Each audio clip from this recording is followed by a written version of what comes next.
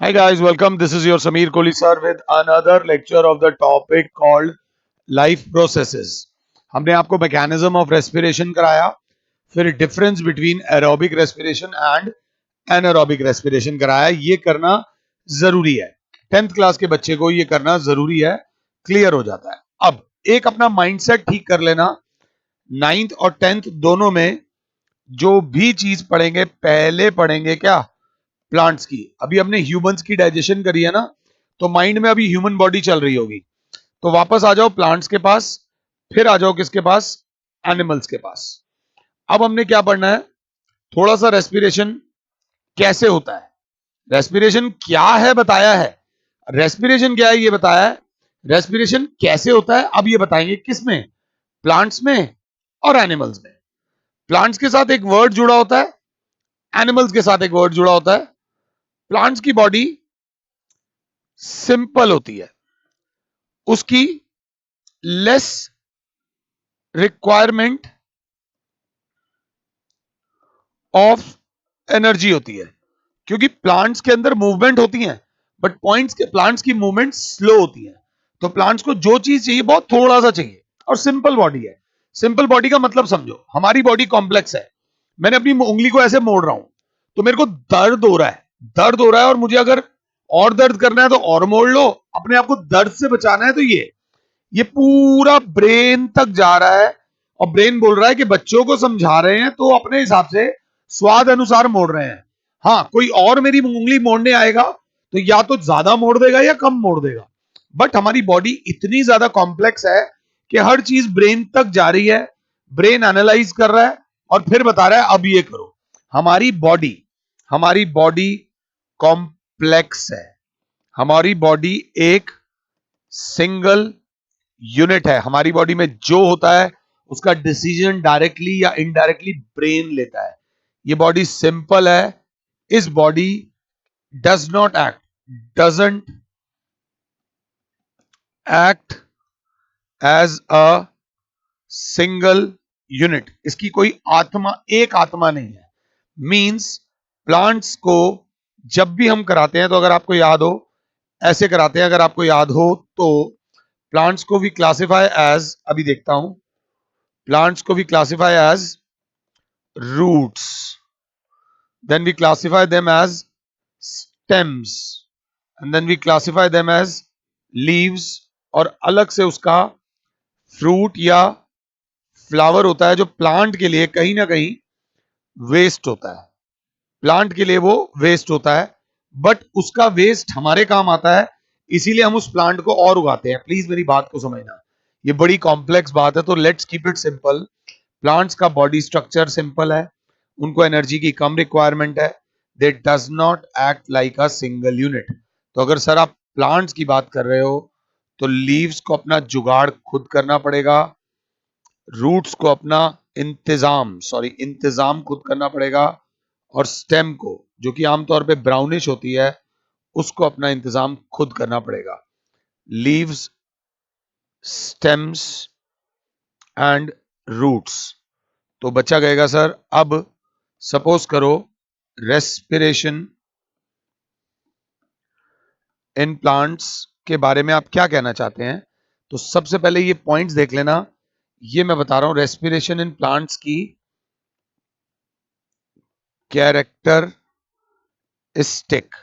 Respiration in plants की characteristics and difference with respiration in animals. तो ध्यान से देख लेना, पहला point, all the parts of plant like, तीनों टुकड़े कर रखे हैं, roots, stems and leaves, तीनों को अपना इंतजाम खुद करना है। Perform respiration individually. प्लीज अगर आपके घर में ये हो जाए कि आपके घर वाले कहें जी सब अपने खाने पीने का इंतजाम खुद करेंगे, सब अपनी जिम्मेदारी खुद लेंगे, सब अपने रहने का इंतजाम खुद करेंगे, अपने कपड़े, फीस, जो भी खर्चे हैं उनका इंतजाम खुद करेंगे, तो योर घर will not be a single unit, it will be divided into different parts. जब ऐसा होगा तो घर वाले कहेंगे जब कोई मेरे साथ कोई रिस्पॉन्सिबिलिटी शेयर ही नहीं कर रहा, तो मैं उस व्यक्ति के साथ रहूंगा जिसके साथ रहना मुझे अच्छा लगता है। That is western culture. हमारे कल्चर में ये एक सिस्टम है कि माता पिता बच्चों की जिम्मेदारी निभाएंगे जब तक वो सक्षम है, और जब वो सक्षम नहीं रहते तो बच्चे रेसिप्रोकेट करें, बच्चे अपने माता पिता की जिम्मेदारी लें, जो कि बहुत ठीक कल्चर लगता है मुझे। बट प्लांट्स में ऐसा कुछ नहीं है। प्लांट्स कहते हैं भैया रूट्स तुम अपना इंतजाम खुद करो, स्टेम्स तुम अपना इंतजाम खुद करो, और लीव्स तुम अपना इंतजाम खुद करो। खाना सिर्फ लीव्स बना पाती हैं, स्टेम्स खाना नहीं बना पाती। कुछ स्टेम्स खाना बना पाती हैं जो ग्रीन होती हैं। ग्रीन इसलिए होती हैं क्योंकि क्लोरोफिल होता है। रूट्स अपना खाना नहीं बना सकती क्योंकि उन तक तो क्लोरोफिल होता ही नहीं। तो जो खाना बनता है लीव्स में और स्टेम्स में वो रूट्स तक पहुंचता है बस। उसके अलावा हर चीज का इंतजाम आपको खुद करना पड़ेगा। अब ध्यान से देखना, on the other hand, on the other hand animal performs respiration as a single unit। Please मेरी बात समझना, नाक से ऑक्सीजन जाएगी, लंग्स तक जाएगी, लंग्स से बॉडी के पूरे पार्ट्स तक जाएगी, तो ये नोज की रिस्पॉन्सिबिलिटी है। अब हाथों को जो ऑक्सीजन मिलना है वो एक सिस्टम बना हुआ है, वहां से मिलना है। ये नहीं कि हाथ अपनी ऑक्सीजन का इंतजाम खुद करो, मुंह अपनी ऑक्सीजन का इंतजाम करो, नहीं। एक सिस्टम बना हुआ है, उसके थ्रू हमें सब मिल जाएगा। That is what it is. Second, ध्यान से, ड्यूरिंग रेस्पिरेशन, ये ध्यान से देख लेना, during respiration in plants there is a little transport of respiratory gases from one part of plant to the other। क्योंकि बॉडी स्ट्रक्चर में ट्रांसपोर्ट का कोई सिस्टम नहीं बना हुआ। एक बात याद रख लेना, किसी भी देश की तरक्की के लिए उसकी सड़कों का बना होना, वहां मोड्स ऑफ ट्रांसपोर्टेशन अच्छा होना जरूरी होता है। हम जब बाहर जाते हैं ना दूसरी कंट्री में, मैं कभी नहीं गया, तो वहां जाके सबसे पहले आकर जब वहां की सड़कें कितनी साफ हैं, वहां के रास्ते कितने साफ हैं, साफ और अगर स्मूथ होगा तो ट्रैवल करना, ट्रांसपोर्ट करना, एक जगह से दूसरी जगह जाना आसान हो जाएगा। यही चीज अगर मुश्किल होगी तो ट्रैवल करना, ट्रांसपोर्ट करना, एक जगह से दूसरी जगह जाना मुश्किल हो जाएगा। गांव वगैरह में इतना कुछ होता है बट वो हम तक पहुंच ही नहीं पाता because of bad transport system. ये कहीं ना कहीं एनवायरमेंट में मैं जा रहा हूं। हाँ, अब प्लांट्स में, एनिमल्स में आते हैं। ऑन द अदर हैंड, ध्यान से, respiratory gases are usually transported over long distances. आप नाक से ऑक्सीजन अंदर जाएगी और पैरों की टिप तक ऑक्सीजन को पहुंचना पड़ेगा। नाक से ऑक्सीजन अंदर जाएगी, ब्रेन तक भी ऑक्सीजन को ट्रैवल करना पड़ेगा। तो it has to travel long distances. ये बात याद रख लेना। In an an animal during respiration. अब पॉइंट नंबर सी आता है, the respiration in plants occur at a slow rate। अगर रेट स्लो है तो ज्यादा एनर्जी बनेगी नहीं, ज्यादा एनर्जी बनेगी नहीं, ज्यादा एनर्जी चाहिए भी नहीं। क्यों नहीं चाहिए? क्योंकि प्लांट्स को ज्यादा मूवमेंट नहीं है, प्लांट्स की एनर्जी रिक्वायरमेंट उतनी होती ही नहीं है। जब एनर्जी चाहिए ही नहीं तो ज्यादा एनर्जी बनती भी नहीं है। Whereas on the other hand the respiration in animals occur occur at a much faster rate, बहुत तेज स्पीड पर होती है। ये चीज ध्यान से देख लीजिएगा, मैंने डिफरेंस करा दिया between respiration in plants and respiration in animals. अब ध्यान से एक चीज कहीं ना कहीं लिख लेना, प्लांट्स गेट ऑक्सीजन बाय, ये बाय थोड़ा दूसरे कलर में आता हूं, बाय, ये याद रख लेना, डिफ्यूजन, ये याद रख लेना।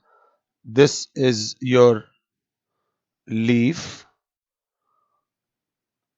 these are your roots and this is your stem। Stem या तो ग्रीन हो सकती है या ब्राउन हो सकती है, डिपेंड करता है। अब अगर साथ हो तो लीव्स, ये स्टेम्स और ये रूट्स। रूट्स की छोटी छोटी एक्सटेंशंस होती हैं जिन्हें बोलते हैं रूट हेयर। तो ऑक्सीजन मिट्टी में, सॉइल पोरस होनी चाहिए, सॉइल हार्ड नहीं होनी चाहिए। मिट्टी में oxygen is transported to the plants, to the roots through root hair। ये डायग्राम बना लेना, जिंदगी भर प्रॉब्लम नहीं होगी। Respiration in roots take place with the help of root hairs. Root hairs stems में oxygen, oxygen reaches stems by the in lenticels, lenticels के through stems के अंदर ऑक्सीजन जाती है। लीव्स में आपको पहले एक बार हम करा चुके हैं, oxygen get into the leaves through stomata. तो ये याद रख लेना, लीव्स में रेस्पिरेटरी ऑर्गन स्टोमेटा है, स्टोमेटा। रूट्स में रूट हेयर है और स्टेम्स में लेंटिसेल्स है। और तीनों में जो प्रोसेस है वो डिफ्यूजन के थ्रू जाता है।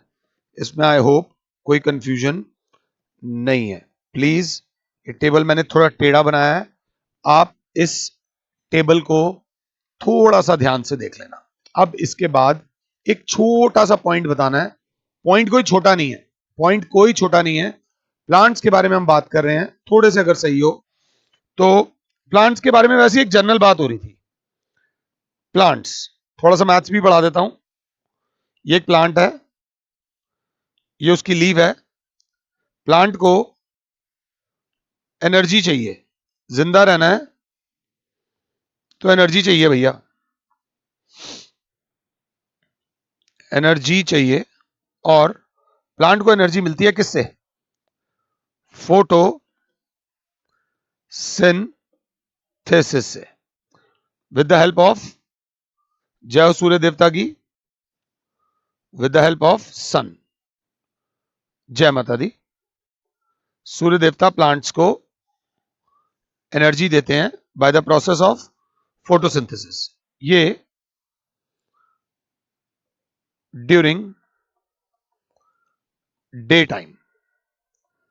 अब क्या होता है, और प्लांट्स को एनर्जी चाहिए किस चीज के लिए?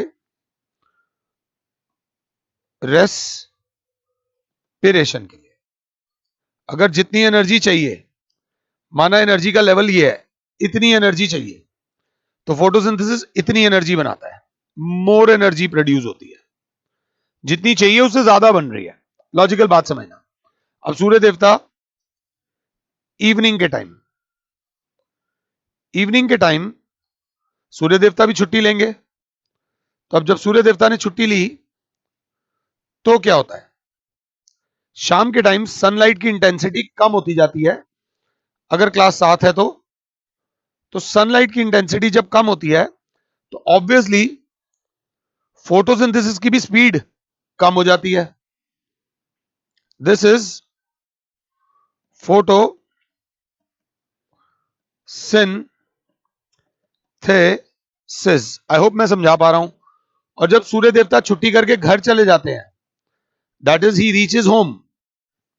अब वो घर पे हैं, बेटा ये सिर्फ समझाने के लिए बोल रहा हूं ताकि आपको समझा सकूं। तो जब सूर्य देवता की छुट्टी हो रही होती है, जब वो घर पे होते हैं, तो उस समय तो हमारा फोटोसिंथेसिस होता ही नहीं है। अब क्या होता है, रात के टाइम फोटोसिंथेसिस हो ही नहीं रहा, मगर 24 घंटे प्लांट को जीने के लिए एनर्जी चाहिए।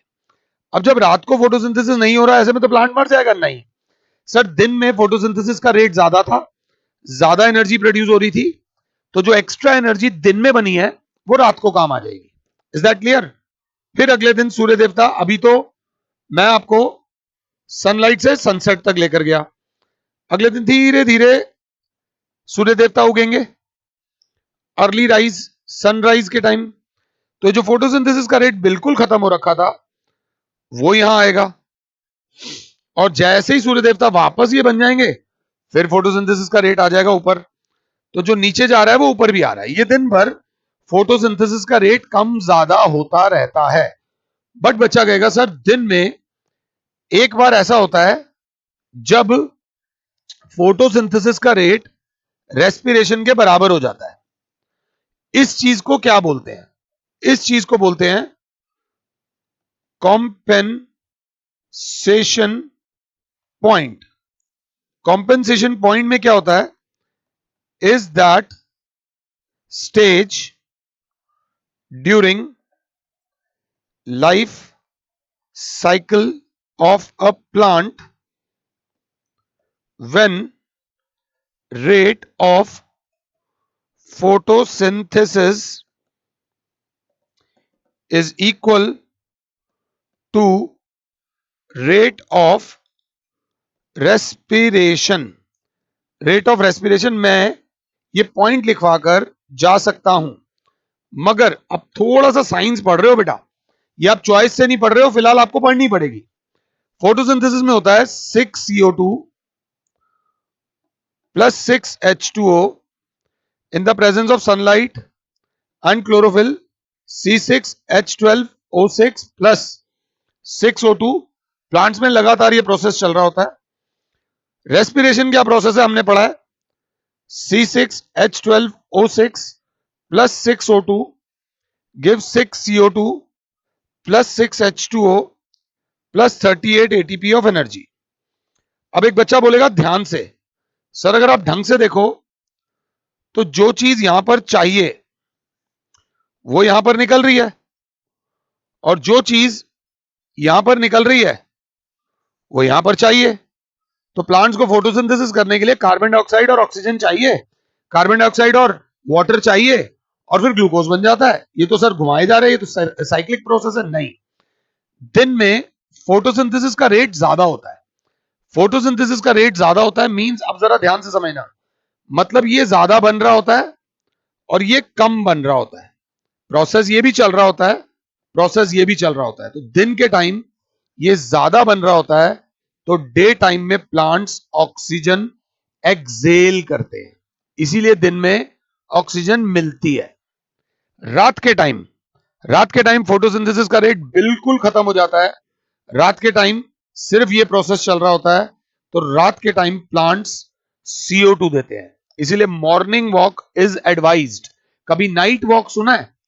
नाइट वॉक पे आप जाते होगे अपने पेरेंट्स के साथ, बट नाइट वॉक कभी एडवाइज नहीं किया जाता हेल्थ के लिए।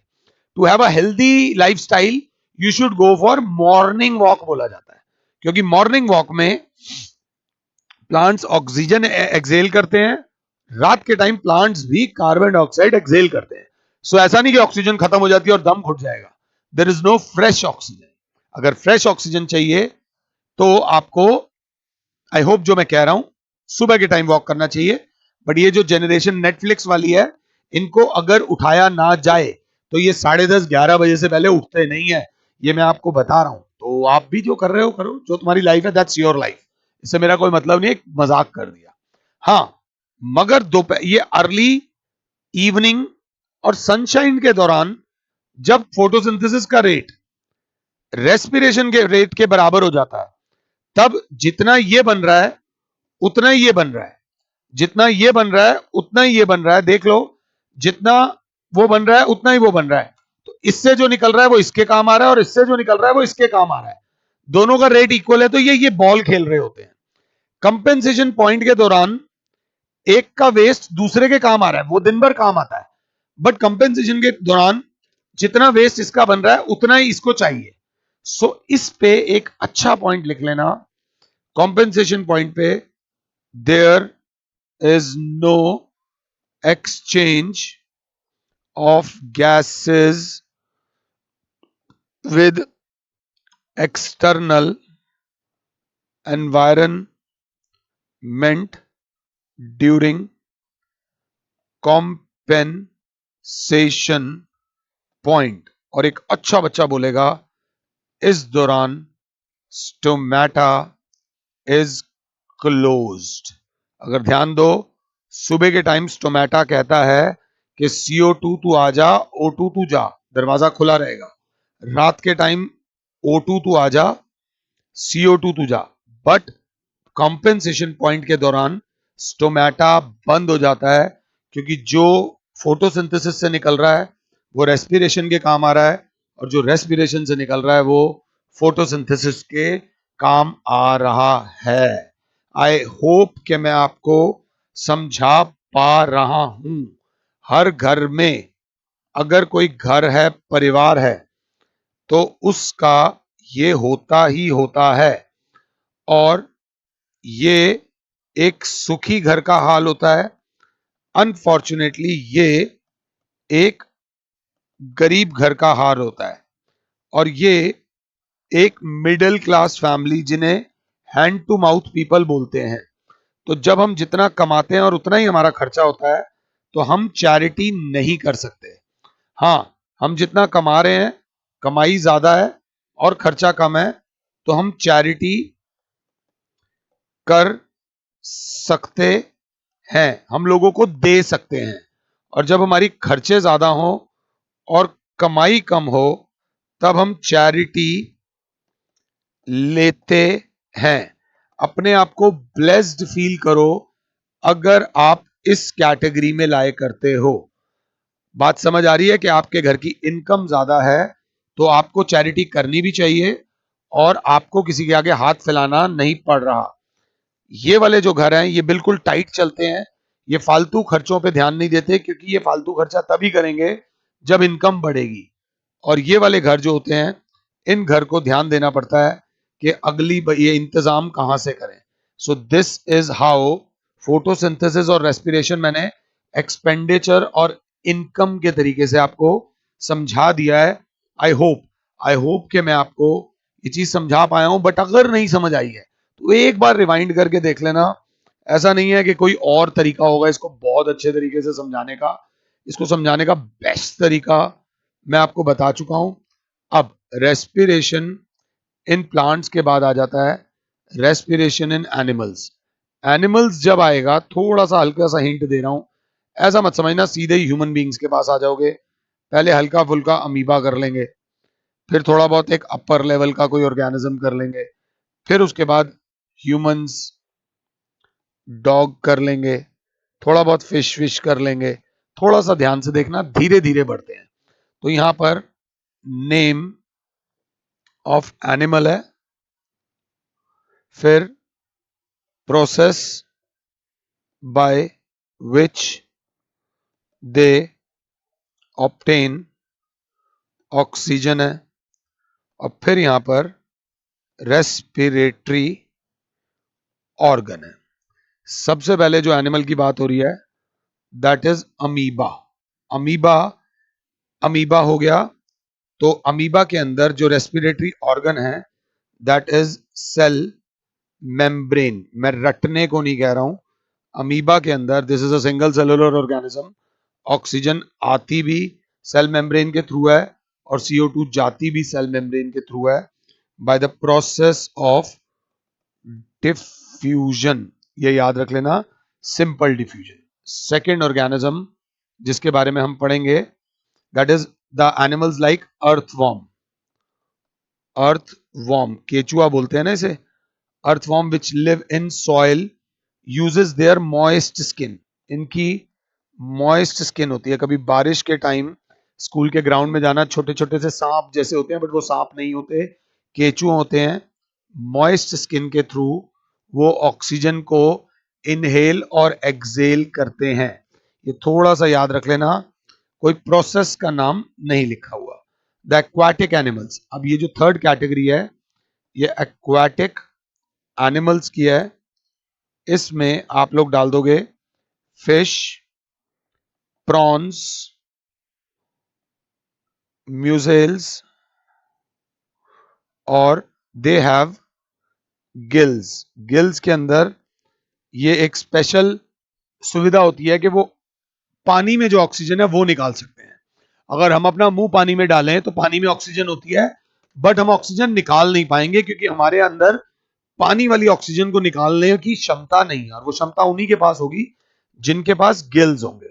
उसके बाद आ जाता है डॉग्स, लिजर्ड, ध्यान से देख लेना, डॉग्स, लिजर्ड। अच्छा, इंसेक्ट्स वाली कैटेगरी मैंने 1 मिनट मिस कर दिया है, गड़बड़ हो जाएगी, ध्यान से। ये वाली जो कैटेगरी थी ये एक्वाटिक एनिमल्स की थी। जो फोर्थ कैटेगरी है वो है आपकी, हे माता रानी, इंसेक्ट्स वाली कैटेगरी। दैट इज, इंसेक्ट्स में अगर कुछ भी पूछे वो बोले grass hopper, grass hopper, COCKROACH, cockroach, लड़कियां चिल्लाती हैं, house fly, MOSQU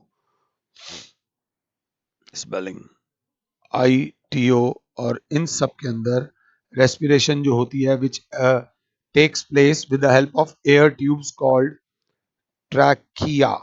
air tubes छोटी छोटी पाइप्स होती हैं इनकी बॉडी में, उन पाइप में ऑक्सीजन खुद ही चली जाती है और CO2 खुद बाहर आ जाता है।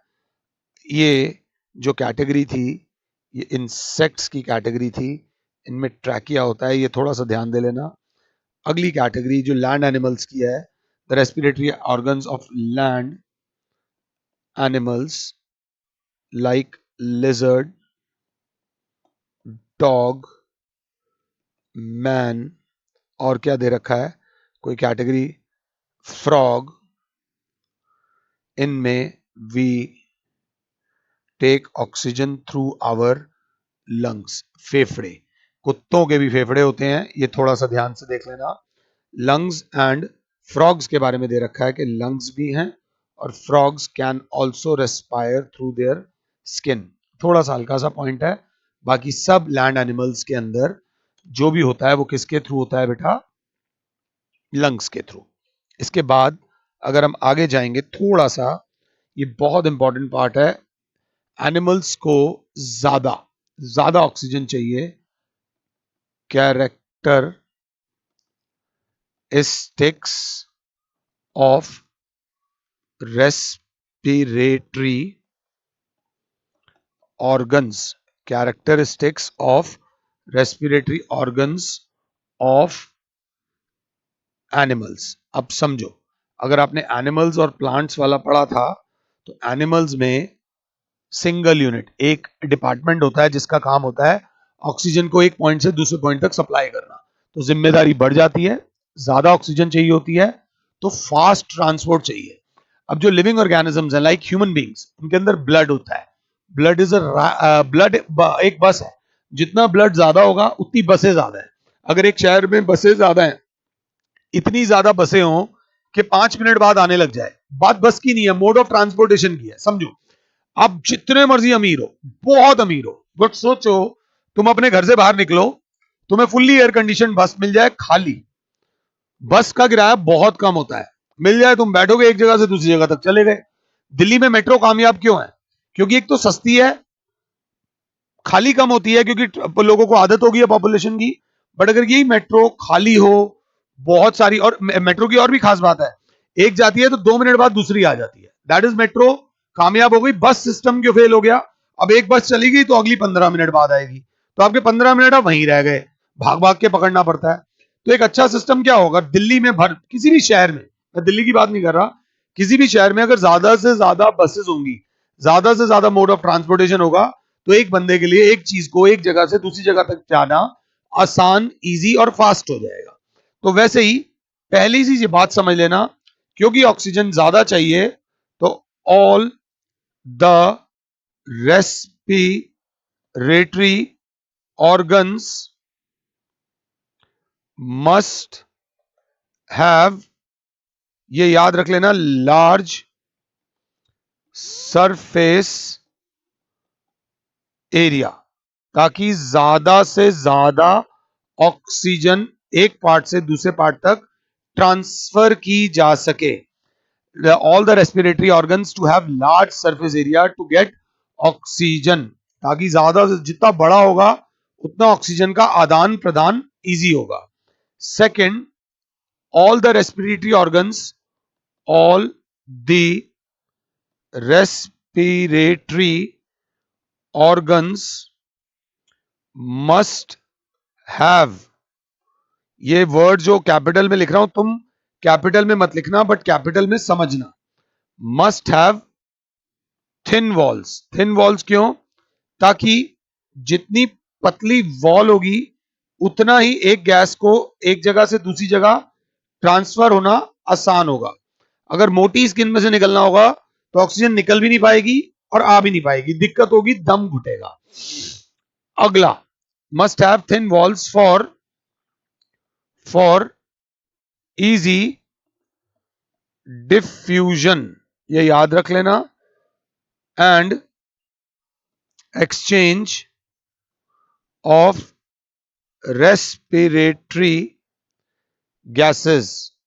थर्ड, ये मैं पहले बता चुका हूं, all the respiratory organs like skin, gills and lungs must have a, ये वर्ड देख लेना, रिच सप्लाई ऑफ ब्लड। ये तीनों चीजें बहुत इंपॉर्टेंट हैं।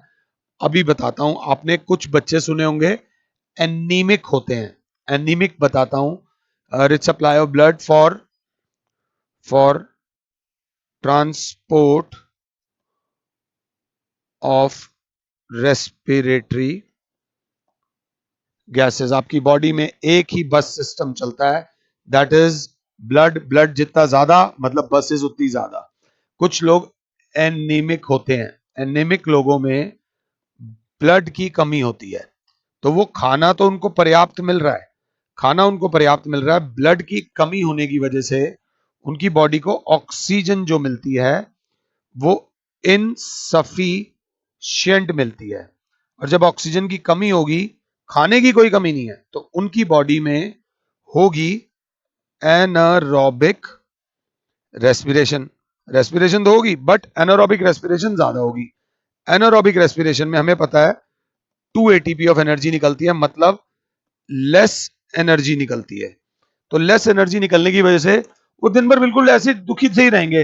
होते हैं आपकी क्लास में भी कोई होगा बेचारा बिल्कुल ऐसे सीधा सा बच्चा, किसी को वो नहीं कर रहा, मतलब एनर्जी कम होती है। And there are some people, see Ranveer Singh, he is full of energy. तो एनर्जी बहुत ज्यादा जरूरी होती है। ओवर हो तो बंदा हाइपर लगता है, कम हो तो बंदा एनीमिक लगता है, और बैलेंस हो तो जैम आता थी, कोई जरूरत ही नहीं, बैलेंस एनर्जी से ज्यादा तो कुछ है नहीं।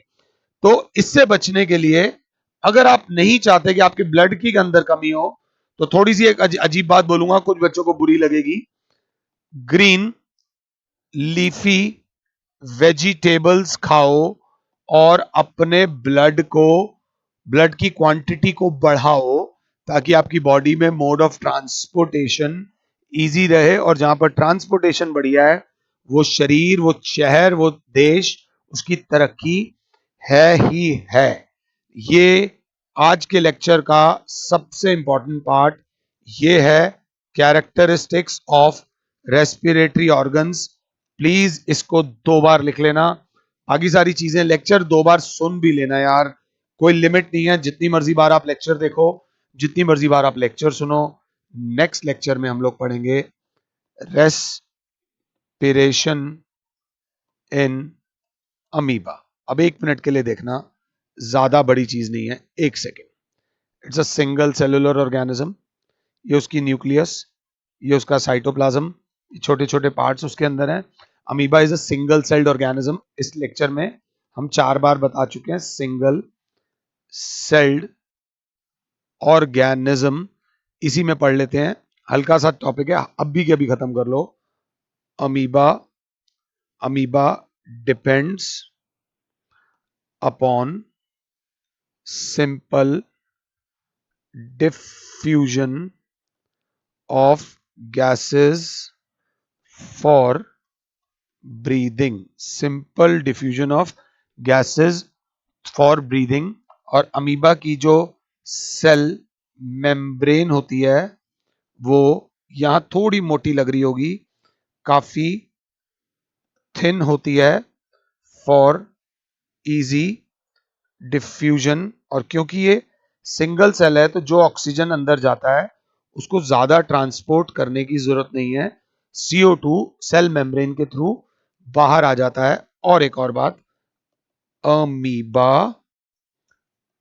Paramecium and planaria all respire through their cell membranes। ये बात याद रख लेना, they all respire through cell membrane। अब बात आती है हायर ऑर्गेनिजम्स की। तो मैं आपको बता दूं, diffusion is a slow process for exchange of gases, whereas in higher organisms the oxygen requirement is very large and fast। बस ध्यान से, so diffusion cannot meet the oxygen requirement for higher organisms. अगर हमारी body में diffusion हो रहा होता तो हम दिन भर यूं कर रहे होते, जहां बॉडी को ऑक्सीजन चाहिए वो डिफ्यूजन से आता। बट अगर स्किन के अंदर चले भी जाए ऑक्सीजन, स्किन के अंदर बहुत ट्रैवल करना है, फिर कार्बन डाइऑक्साइड को बाहर आना है, आपकी बॉडी में से गैस निकलती रहती है और गैस आती रहती, पता नहीं आप कैसे सरवाइव करते। और बॉडी के हर पार्ट तक ऑक्सीजन नहीं पहुंच पाती क्योंकि डिफ्यूजन इतना फास्ट प्रोसेस नहीं है। तो ये बात याद रख लेना। इसके बाद बस एक चीज और बताऊंगा। सो इन, ध्यान से देख लेना, large animals there is a ये blood circulatory system. Blood circulatory system है which carries to oxygen to all parts of the body quickly fast काम करता है। ये बात याद रख लेना। अब अगले लेक्चर में मैं थोड़ा बहुत ब्लड के बारे में बताऊंगा, थोड़ा बहुत रेस्पिरेशन इन अर्थफॉर्म बताऊंगा, थोड़ा बहुत रेस्पिरेशन इन फिश बताऊंगा। लेक्चर काफी लंबा हो गया है। फिलहाल के लिए और Sameer sir is saying you goodbye. God bless all. जय माता दी। सब खुश रहो और औरों को भी खुश रहने दो। जय माता दी। Thank you.